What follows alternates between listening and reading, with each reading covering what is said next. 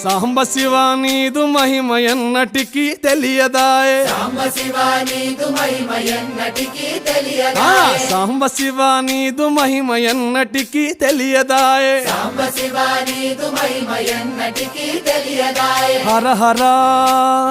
Shiva Shiva Hara Hara Shiva Shiva